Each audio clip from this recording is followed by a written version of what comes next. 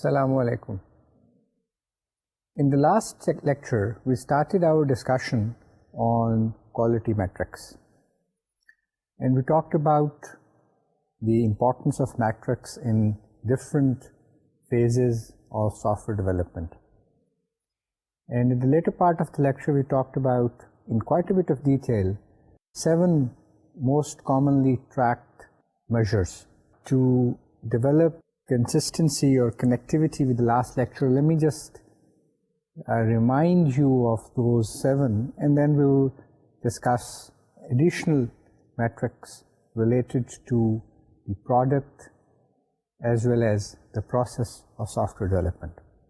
The most commonly tracked measures are: number 1, number of defects; number 2, work effort; number 3, schedule; number 4, number of changes to the requirements; then it is size; 6th is documentation defects; and 7th is complexity.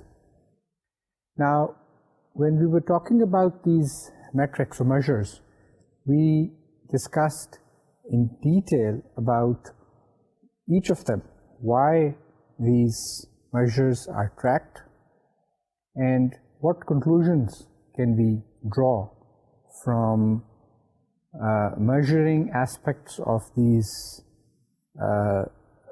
attributes that I've just mentioned to you. Today we will start our discussion on some additional quality metrics as they relate to the product of the software, that is the software product. Remember, we talked about software process and software product and project, 3 aspects which have measures associated with them. So today we will discuss or start our discussion on additional quality metrics that are related to the software product.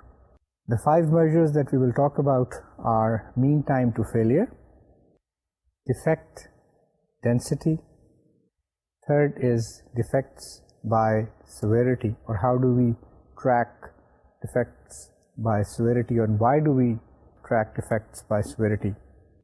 Then we have customer problems, or we can say that problems reported by customers, and finally customer satisfaction. After this discussion, we will have a discussion on metrics associated with the process. Intrinsic product quality is usually measured by the number of defects or number of bugs, which are also known as functional defects in the software, or by how long the software can run before encountering a crash. So there are 2 ways in which we can measure this quality. In operational definitions, the 2 metrics are defect density, that is the rate of defects, and mean time to failure. And these are the 2 defects that I've mentioned as we'll discuss them today. The mean time to failure metric measures the time between failures. That is, when a software crashes, that is the beginning of the time, and we measure the time till the next crash. We would ideally want this mean time to be very low. Actually, we would ideally want it to be no time, that is, no crashes happen, and as a result our software executes flawlessly. But in real world, because of many problems, because of software issues, sometimes because of hardware failures, our systems crash. And so mean time to failure is an important measure, because there are certain very critical domains like air traffic control systems, like avionics and weaponry systems, in which we would want to have a very low mean time to failure. So mean time to failure metric is typically used with safety critical systems, such as the ones that I've mentioned, like air traffic control systems, avionics, and weaponry systems. For example, we can say, or it is practically expected that an air traffic control system cannot be unavailable for more than 3 seconds per year. Even that is high in my opinion, because you wouldn't want to have an air crash because the air traffic control system was unavailable. And so we need to profile the systems to determine the downtime, so that we can say that this range is tolerable. Ideally, when we are talking about mean time to failure, we do not want a failure. But as I've said, it is possible to accept or expect software defects and hardware defects that lead to failure of the system. Now, there's a difference between having defects in software and having a crash or a failure of the system. A defect can be a minor defect, while a failure means unavailability of the service. And a failure occurs when functional unit of a software-related system can no longer perform its required function or cannot perform it within the specified limits. That is, the service is unavailable. And so for us to monitor or to track and to gather data related to mean time to failure and to make a judgment about it, we need the profile of the system so that we can determine what is the tolerable range. This metric or measure, mean time to failure, is also slightly used in a different terminology, and that is mean time between failures, or MTBF. So this is an important quality metric that can determine the reliability. And as we have throughout this course talked about, our goal to quantifiably measure different attributes of a software product. And so when we talk about reliability of a software, we can say that mean time to failure is a quantifiable measure of a software product. As the example that I have given of flight control system, air traffic control system, in which the requirement is that the system cannot be unavailable for more than 3 seconds per year. And that's a very lofty target. The next measure that I mentioned is defect density. The defect density measures the number of defects discovered per unit of software size. And as I had mentioned in the last lecture, that software size can be measured using more than one metric. We have been using lines of code to measure the size of software, but there are lots of objections and constraints on line of code as an effective measure to record the size of software. Another measure is function points, and there are others also. And so the defect density measures the number of defects discovered per unit of size, whether that's line of code, whether that's function points or object points. The defect density metric is used in many commercial software systems. And this metric is very useful in the maintenance phase of the software lifecycle. For example, the defect rate of a product or the expected number of defects over a certain time period is important for cost and resource estimates, so that we can use this estimate in the maintenance phase of the software development. The defect density metric is used to measure the number of defects discovered per some unit of product size, which can again be lines of code or function point. For example, if your product has 10 K lines of code, and 127 defects were discovered during a test cycle, the defect density would be 0.0127 defects per K lines of code, per 1,000 lines of code.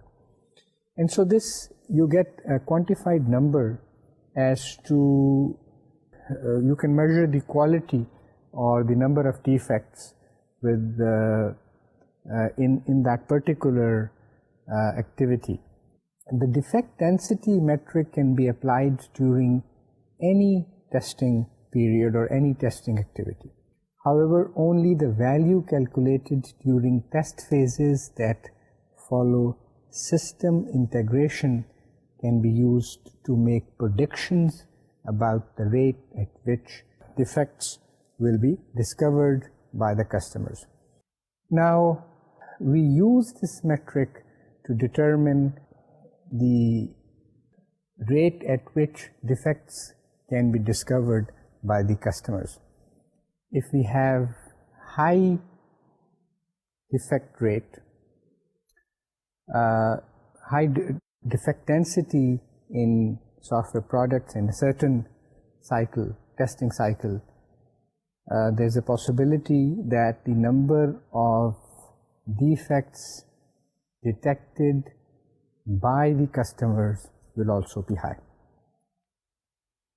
The third product metric that we are going to talk about is defects by severity. This metric is a simple count of number of unresolved defects listed by their severity. As we have discussed throughout this course, that it is important to associate the severity level of defects. Certain defects are at very high severity level and certain others are only cosmetic defects like spelling mistakes.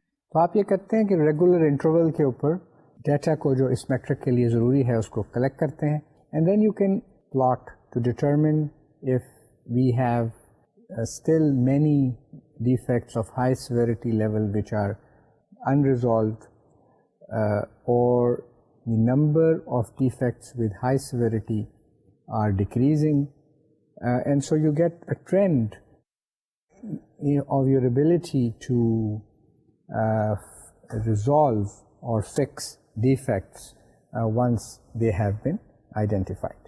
The fourth product metric is customer problems or problems reported by customer.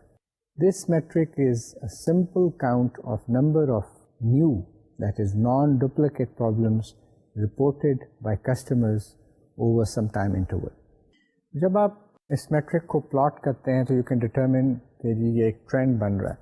For example, if the number of customer reported problems are increasing over time, क्या ये इस वजह से है कि बहुत ज़्यादा customers उसको यूज़ कर रहे हैं उस प्रोडक्ट को, या जितने कस्टमर्स आप एक्सपेक्ट कर रहे थे उससे ज़्यादा यूज़ कर रहे हैं, and so the problems and those users may not be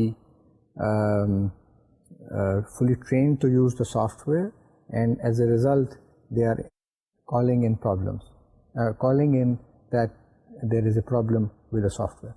If you measure the number of customers who use the product at the same intervals that you measure customer reported problems, you might identify a cause effect or correlation between the metric and the number of end users.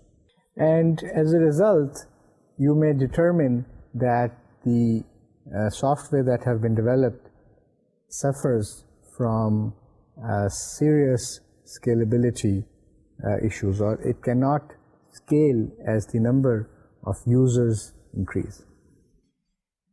On the other hand, if you determine that the increase is related to greater demands placed on the system by end users as their experience with the product matures, with the help of profiling features you can determine the load on the product. So you have to actually analyze the problems that are reported by the customer and determine what are the reasons for this increase in the number of problems reported by the customer. And the fifth measure is customer satisfaction. It is very important. This metric is typically measured through a customer satisfaction survey, and based on different features provided by the software, you can ask if the customer is very satisfied,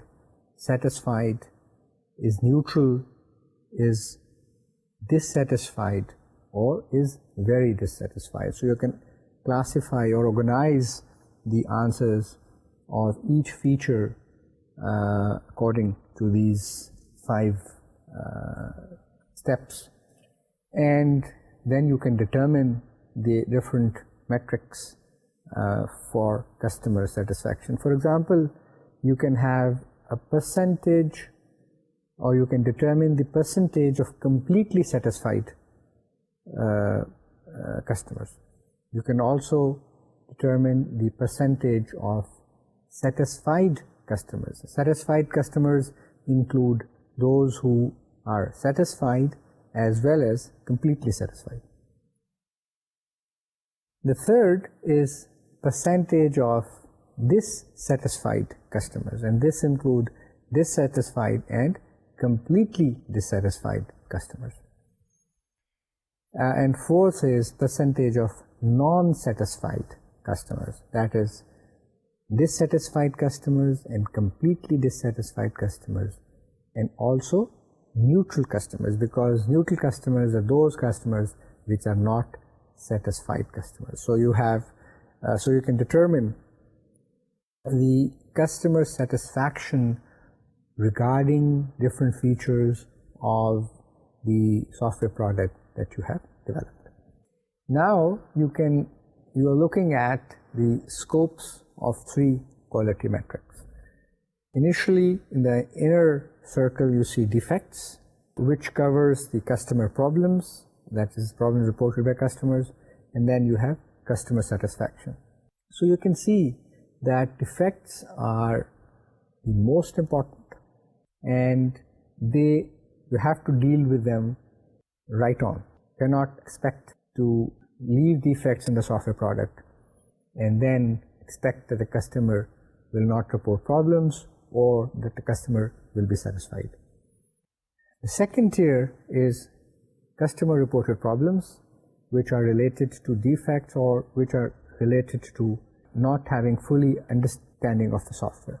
And the final thing is customer satisfaction, which is actually the ultimate goal of that a software developer as an individual or as an organization would want to achieve. Let us now talk about process metrics. अभी तक तो हमने quality के हवाले से product matrix के ऊपर बात की थी, अब हम कुछ डिस्कशन प्रोसेस मैट्रिक्स के ऊपर करते हैं. Process metrics are those that can be used for improving the software development and maintenance processes. Examples include effectiveness of defect removal during development, the pattern of testing defect arrival, and the response time to fix the process. जब हमने matrix के ऊपर discussion शुरू की थी तो हमने कहा था कि 2 इम्पॉर्टेंट एस्पेक्ट हैं, प्रोडक्ट मैट्रिक्स और process matrix. Now compared to end product quality metrics, process metrics or process quality metrics are less formally defined, and their practices are vary greatly among organization to organization. Some organizations pay little attention to process metrics, while others have established software metrics program that emphasize the process metrics as well. And they cover different parameters in each phase or each activity of the software development lifecycle. जब ये discussion हमने process matrix पे शुरू की तो हमने 2 aspects कहा. हमने कहा कि डेवलपमेंट से रिलेटेड प्रोसेस मैट्रिक्स और मेंटेनेंस से रिलेटेड प्रोसेस मैट्रिक्स. तो जिन प्रोसेस मैट्रिक्स को हम अभी डिस्कस करेंगे वो हैं डेवलपमेंट से रिलेटेड प्रोसेस मैट्रिक्स. वो कौन से हैं? Number 1 is defect arrival rate, 2 is test effectiveness, Third is defects by phase. And fourth is defect removal effectiveness or defect removal efficiency. इसके ऊपर हम पहले भी एक दफ़ा बात कर चुके हैं. सबसे पहले हम defect arrival rate की बात करते हैं. It is the number of defects found during testing measured at regular intervals over some period of time. Rather than a single value, this is a set of values that are associated with this metric. And when you plot this on a graph, the data may rise indicating positive defect arrival. It may be flat, indicating constant defect arrival rate, or it may decrease, indicating a negative defect arrival rate. So it is very important to interpret the results of this metric, which is very difficult. Intuitively, one might interpret a negative defect arrival rate to indicate that the product is improving, since the number of new defects found is declining over time. Now, this would be a very good conclusion, but you need to validate this interpretation. So you must eliminate certain possible causes for the decline in the defect arrival rate. For example, it is possible that the test effectiveness is declining over a period of time. We'll talk about in detail what test effectiveness is. But in other words, we can say that the tests may not be effective at uncovering certain type of software defects. Or we can also say that tests are effective only in detecting certain types of software problems. And once those defects have been detected, the tests are no longer effective. Now, if that is the case, then our defect arrival rate will be negative, but we will not be able to find why it is negative. We will not be able to make the judgment about the quality because our tests are not accurate. Another possibility is that the test organization is understaffed and consequently is unable to adequately test the product between measurement intervals. Now, that is a very serious problem. They focus their efforts during the first interval on performing tests, on performing stress tests that expose many problems. In the testing cycle, they find many problems, followed by executing a system test during the next interval where fewer problems are reported. And when fewer problems are reported, the defect arrival rate will naturally fall down. And when the defect arrival rate is going down, we can interpret incorrectly that the process is working and that the quality is improving, while that may not be the case. So as I said, that it is difficult to interpret the results coming from this or measured by this metric, and it is very important to make the right conclusions. The next metric that we are going to talk about is test effectiveness. To measure test effectiveness, we take the number of defects found by formal tests and divide by the total number of formal tests. So if we have defects divided by number of formal tests, then that is going to be the test effectiveness. And this is used in the defect arrival rate also. Now, when this metric, that is test effectiveness, is calculated at regular intervals and it is plotted on a graph, test effectiveness can be observed over some period of time. This effectiveness may be increasing, it may be decreasing. If the graph rises over time, test effectiveness may be improving. On the other hand, if the graph is falling over time, then the test effectiveness may be waning. And when we were talking about defect arrival rate, we also mentioned test effectiveness and determined that both of these measures are related to each other, and we need to interpret the test effectiveness also. We need to see why the test effectiveness graph is falling, or why the test effectiveness graph is rising.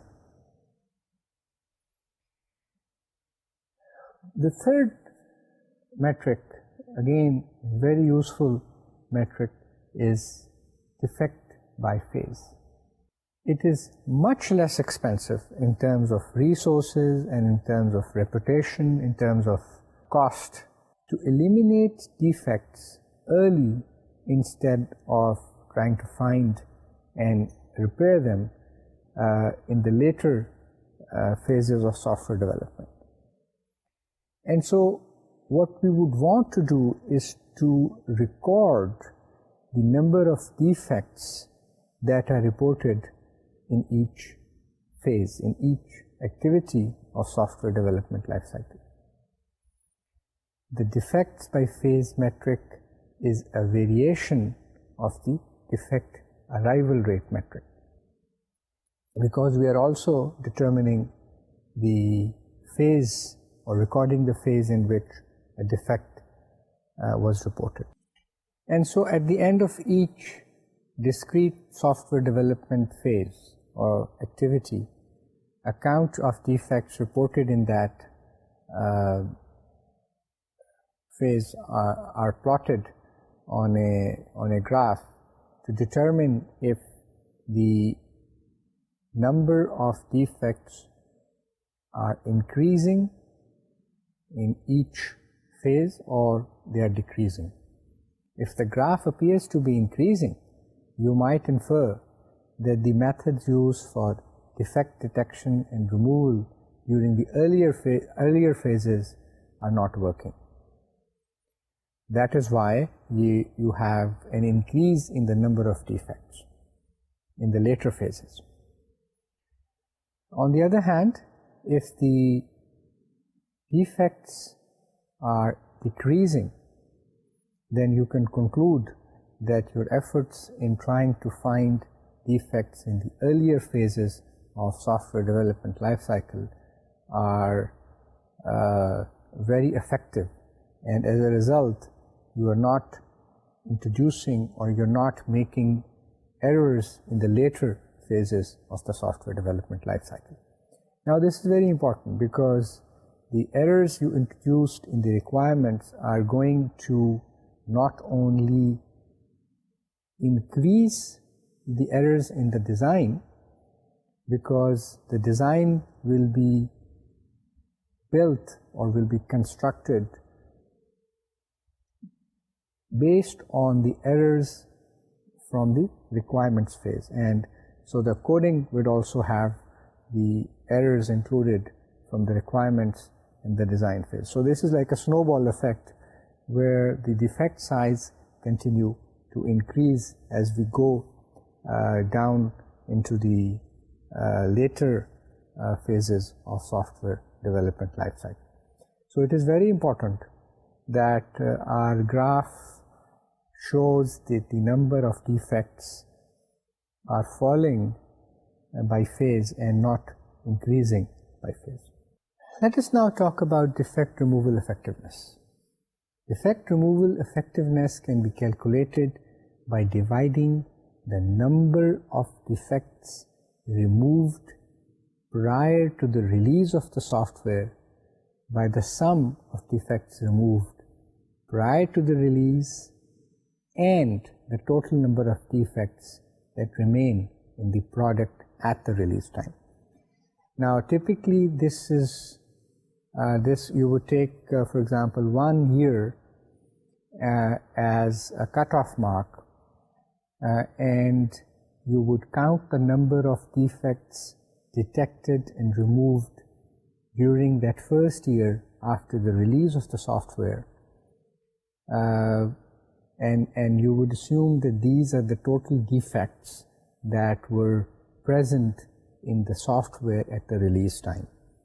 The defect removal effectiveness can be calculated by multiplying with 100 of the formula that I've talked about to you. So defect removal effectiveness can give you an indication of the quality of the software.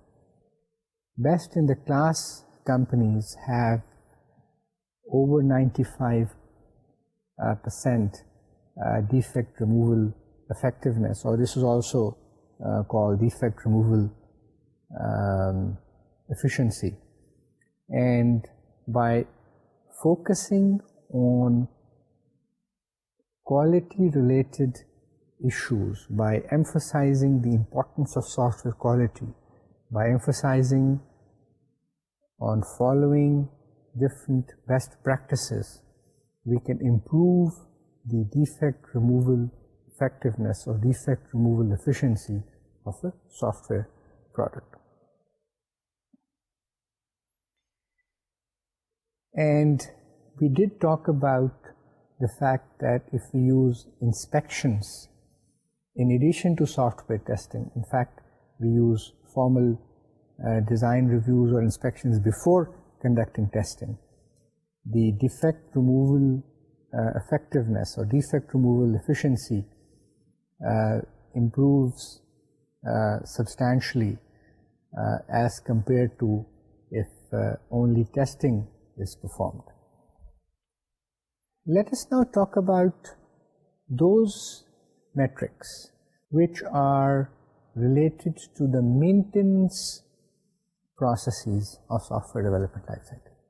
When a software product has completed its development activity and is released to the market or to the customer, it enters into the maintenance phase of the lifecycle. Throughout this course, we have been talking about the fact that if we want to improve the quality of the software, we need to start early.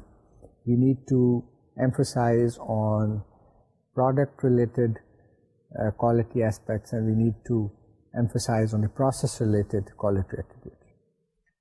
But the fact is that maintenance is also a very important part of software development lifecycle. And typically, you cannot do anything about defects in the maintenance phase.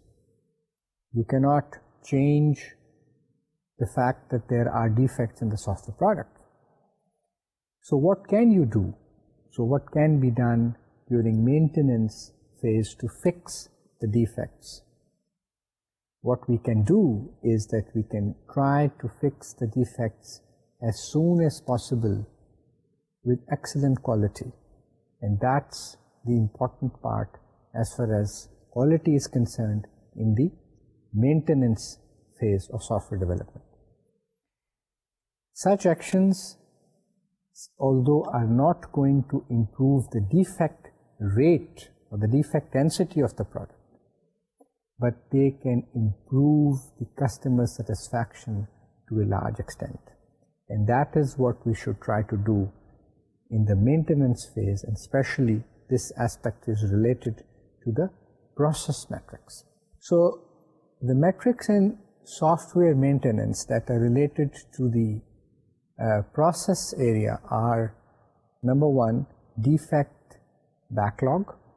Number two is backlog management index, or we can say BMI. Third is fix response time. Fourth is percent delinquent fixes, and we'll talk about them. And fifth is defective fixes. Let us now talk about each one of these metrics. The first is defect backlog.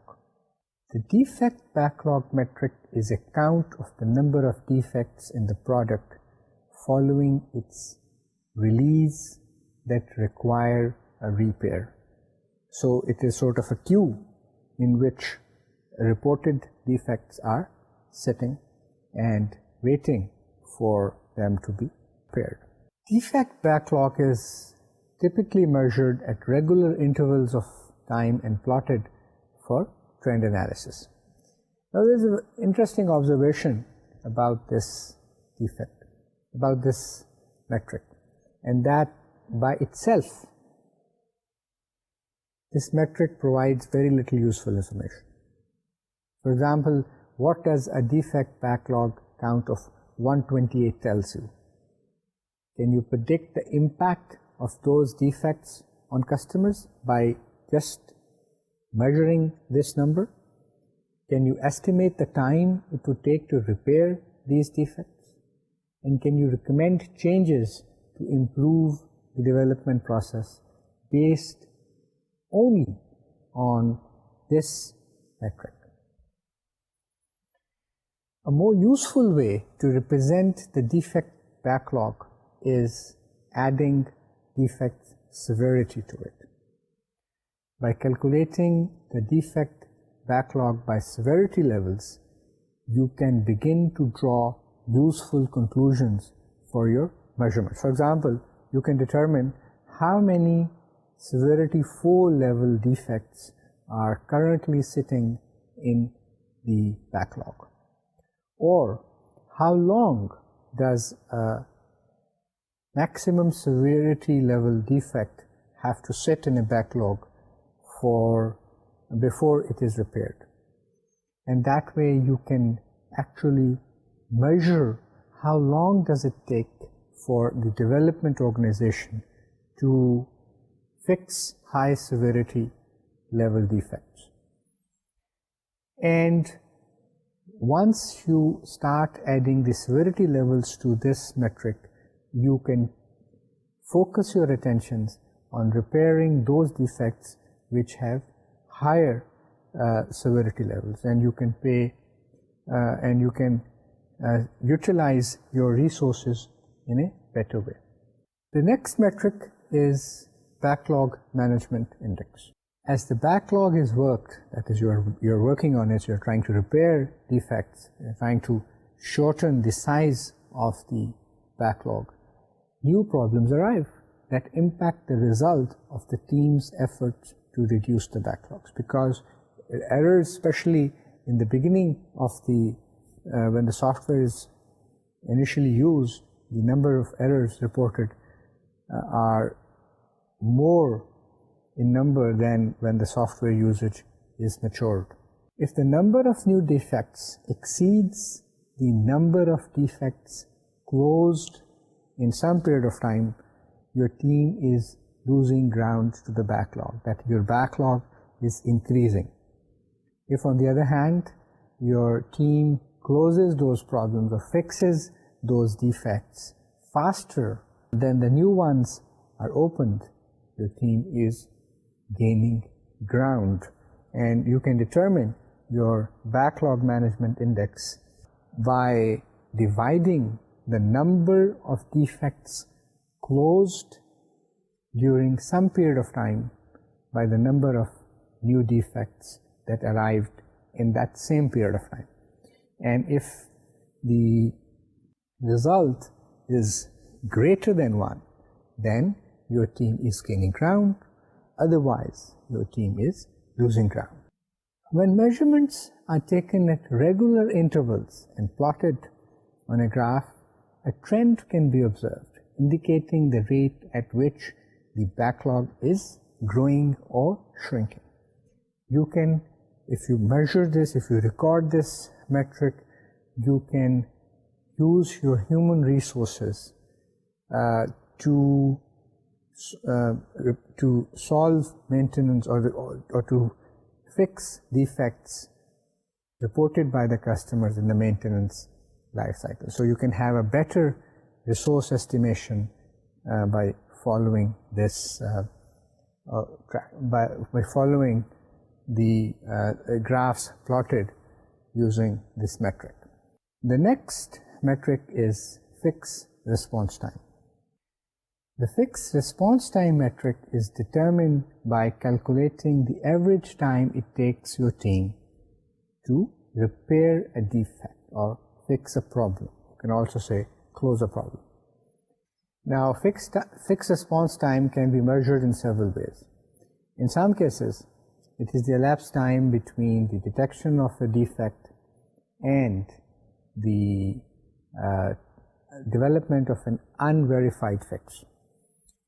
And in other cases, it is the elapsed time between the detection of a software defect and development of a verified fix.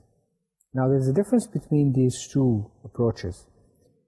Obviously, the customer would want a verified fix. And so for the customer, the second option makes sense, and the customer would want to reduce the elapsed time between the reporting or detection of a defect and the development of a verified fix. Now, why would we want to have the second approach, that is the elapsed time between the detection of a defect and development of an unverified fix? This is because to determine the productivity or the time it takes a developer to actually solve a problem or to detect or to provide or to remove the defect from the code. And so there are two different purposes to measure the fixed response time in these ways. Fixed response time metric has a better alternative, and that is fixed response time by severity. Ideally, we would like to have very small fixed response time for severe problems, or those problems which have high severity levels, as compared to those problems which have low severity levels. And we can relate the fixed response time with severity to backlog management with severity, the matrices. Let us now talk about percent delinquent fixes. A fix or a software defect repair is delinquent if it exceeds your fixed response time criteria. In other words, if you have established a maximum fixed response time of 48 hours, then fixed response times that exceed 48 hours are considered delinquent. These are late. To calculate the percent delinquent fixes, divide the number of delinquent fixes by the number of non-delinquent fixes and multiply by 100, and that would give you the percent delinquent fixes. This metric is also measured better by severity, since the consequences of having a high delinquent fixes for severe defects is typically much greater than the less severe or minor defect. So as you can see that with respect to all process metrics, especially in the maintenance phase, if we add severity of defects to it, they become more useful, and we can interpret them better, and we can improve the process. We can take steps to improve the process of software development. The last metric that we are going to discuss in this category are defective fixes. A defect for which a fix has been prepared that later turns out to be defective, or worse, creates one or more additional problems, is called a defective fix. We also call it defective repair. The defective fixes metric is a count of number of such defective repairs. To accurately measure the number of defective repairs, your organization must not only keep track of defects that have been closed and then reopened, but must also keep track of new defects that are caused by a defective repair. This defect is also known as fixed quality metric. And so there are a number of names, as you can see that the defective fixes is also called as defective repairs. So depending on the choice of terminology, similar terminology, interchangeable terminology by different researchers and authors, you can find them different names used by them. So today we have had a good discussion on quality metrics. We started our discussion on product related quality metrics, and for the most of the part of this lecture we focused on quality metrics related to the process of software development and also process of software maintenance. The objective of both the customer as well as the developer is to improve the quality of software product. We cannot do that unless we both emphasize on attributes of software which are related to product and attributes of software which are related to process. We need to emphasize this point to all individuals, to all professionals, and to all organizations who are in the business of software development.